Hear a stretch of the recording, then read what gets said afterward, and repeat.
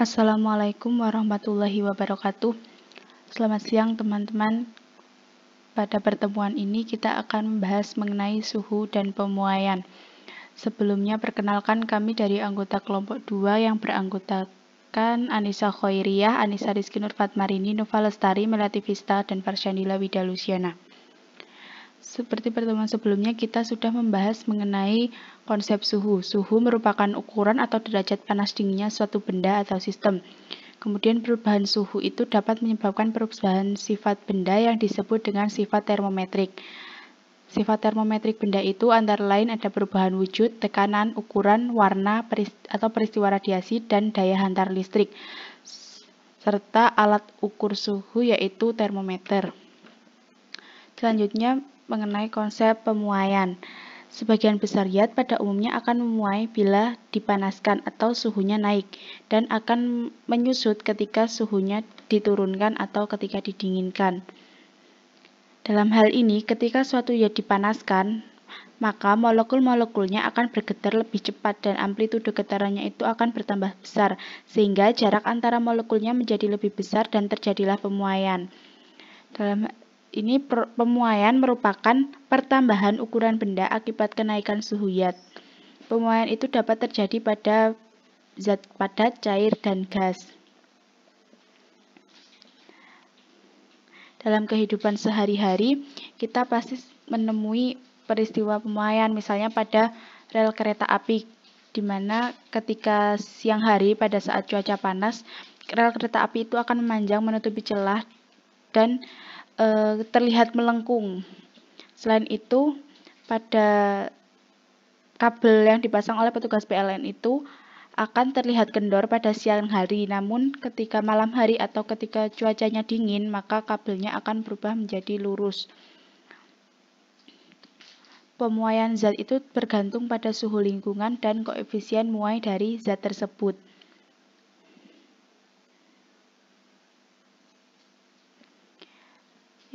Jenis-jenis pemuaian. Yang pertama ada pemuaian panjang, atau ini terjadi pada pemuaian zat padat, yaitu pemuaian panjang itu terjadi ke segala arah ketika benda dipanaskan. Pada benda padat dengan ukuran luas penampang yang kecil, yang diperhatikan hanyalah pemuaian panjangnya saja. Alat untuk ukur muai panjang ini disebut Mason-Brook. Koefisien muai panjang adalah perbandingan antara tambahan panjang zat dengan panjang, yang dinyatakan dengan persamaan ini.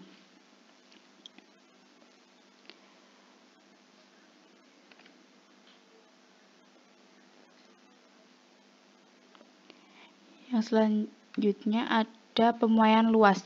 Nah, pemuaian luas ini terjadi pada zat padat dengan dua dimensi, misalnya pada kaca.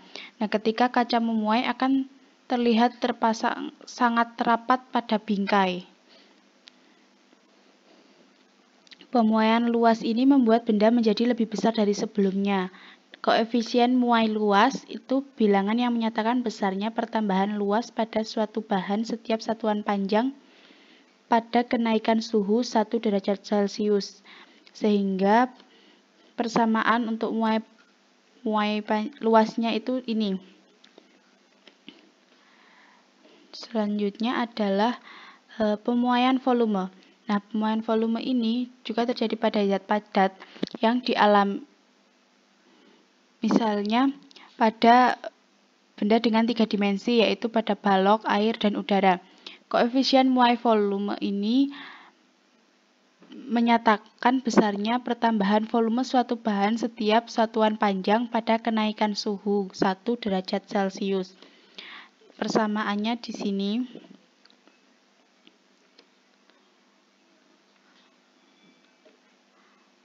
Kemudian ada pemuaian pada zat cair.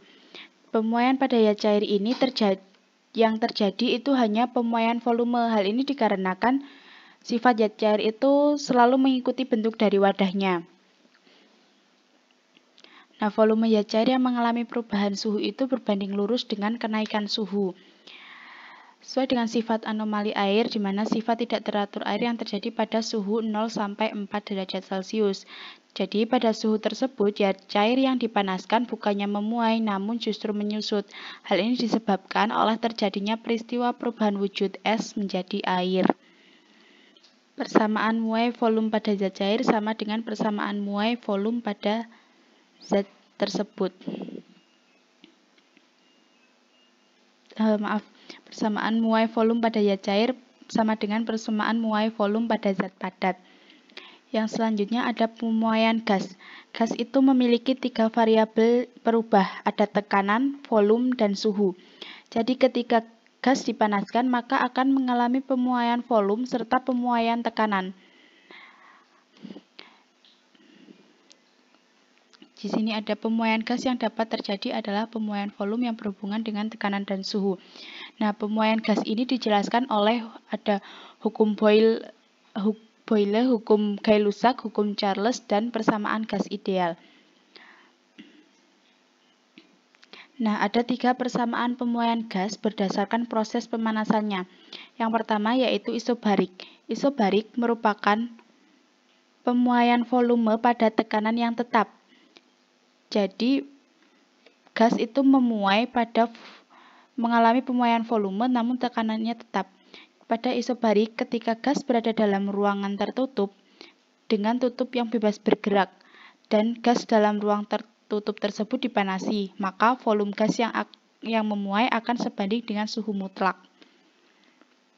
Secara matematis dapat dinyatakan dengan V per T sama dengan tetap atau konstan, atau V1 per T1 sama dengan V2 per T2. Ini menyatakan bahwa volume itu sebanding dengan suhu. Ini dinyatakan oleh hukum Charles, yaitu menghubungkan volume dengan suhu gas. Yang selanjutnya ada isochorik. Isochorik itu pemuaian tekanan pada volume tetap. Jadi, ketika tadi isobarik adalah pemuaian volume pada tekanan tetap, nah isochorik ini pemuaian tekanan pada volume tetap. Jadi di isochorik itu yang tetap adalah volumenya. Pada isochorik, gas dalam ruang tertutup sedang melakukan proses pemanasan, di mana ketika terjadi pemanasan dilakukan terus-menerus, maka dapat terjadi ledakan. Hal ini terjadi karena gas akan terus memuai.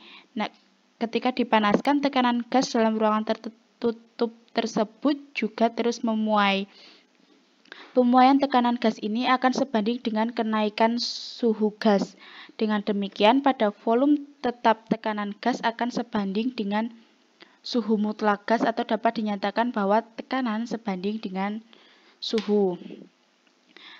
Jadi persamaannya ada P per T tetap atau P1 per T1 sama dengan P2 per T2. Ini dinyatakan oleh hukum Gay-Lussac yang menghubungkan tekanan dengan suatu gas.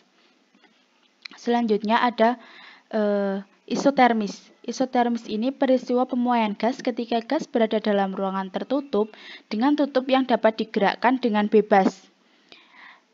Selanjutnya, pada tutup tersebut digerakkan perlahan agar suhu gas di dalam tabung tetap. Maka pada saat volume gas diperkecil, akan terjadi tekanan gas dalam tabung itu bertambah besar dan volume gas diperbesar. Ternyata tekanan gas dalam tabung akan mengecil, sehingga dapat disimpulkan bahwa pada suhu yang tetap tekanan gas berbanding terbalik dengan volume gas.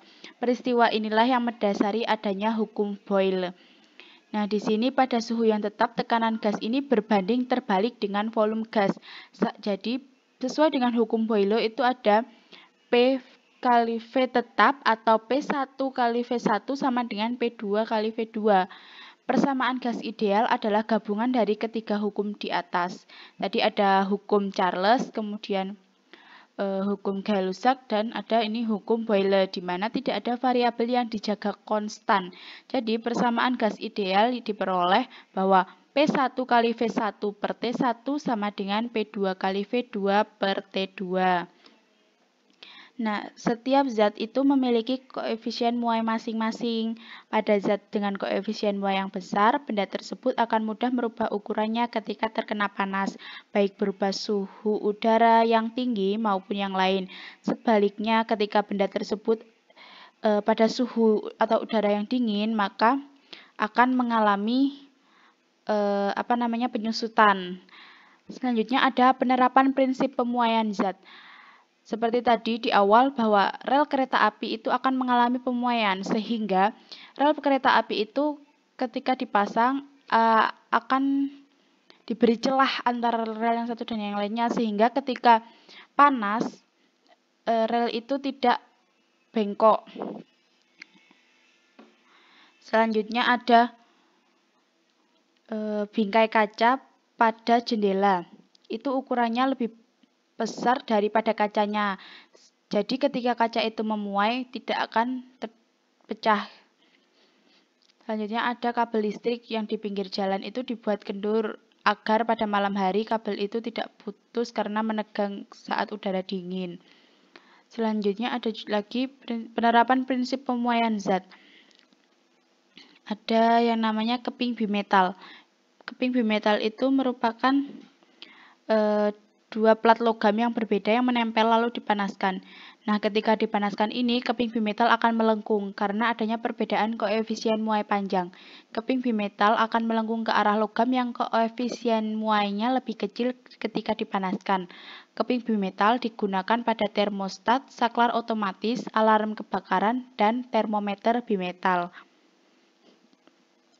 Selanjutnya ada pemasangan roda logam. Ban baja yang akan dipasangkan ke roda ukurannya selalu lebih kecil dari roda, sehingga tidak dapat dipasang secara langsung.